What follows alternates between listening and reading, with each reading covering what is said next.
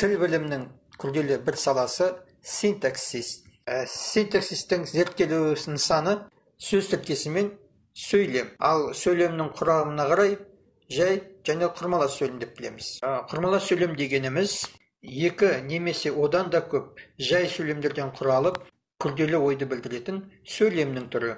Ал құрмалас сөйлем өз ішінде үш түрге бөлінеді.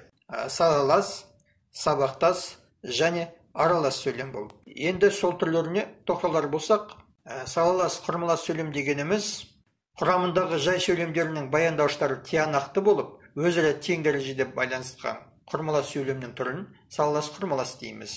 Мысалы, еңбектің наны тәтті, жалқаудың жаны тәтті. Бұл сөйлемнің құрамы екі сыңардан құралған.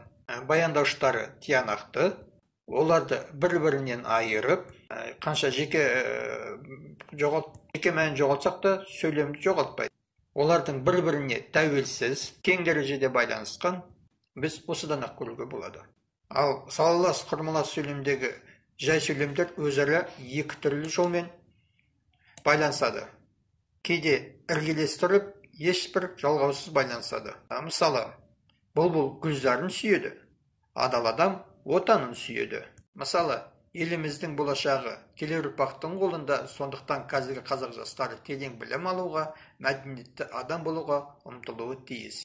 Бұл салаластың құрамындағы екі жай сөйлем өзара себеп салдарымен, сондықтан жалғаумен байланысып тұр.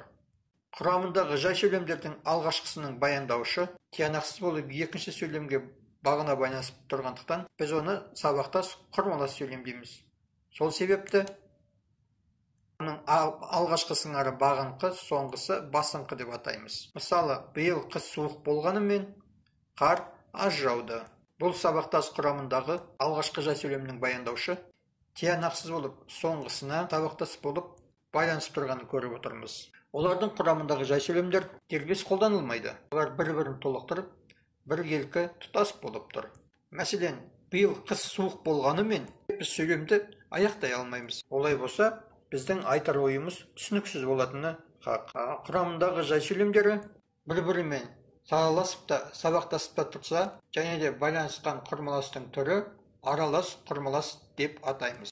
Аралас құрмалас сөйлемнің құрамында кемінде 2 және 3 жай сөйлем болады. Олардың екеуінің баяндаушы тиянақты болып келсе, біреуінің баяндаушы міндетті түрде тиянақсыз болады.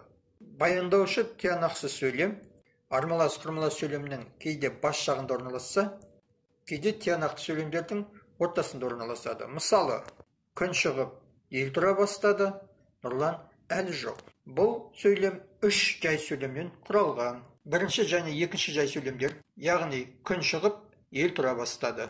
Бұлар өзара сабақтаса байланысса, екінші және үшінші жай сөйлемдер, яғни ел тұра бастады, нұрлан әлі жоқ. Сөйлемдердің арасы салаласқа байланысқан. Ал енді құрметті студенттер, осы құрмалас сөйлемнің ережесі барлықтарыңызға түсінікті болды деп ойлаймын. Аман, сау болыңыздар. Енді үйге тапсырма, құрмалас сөйлем.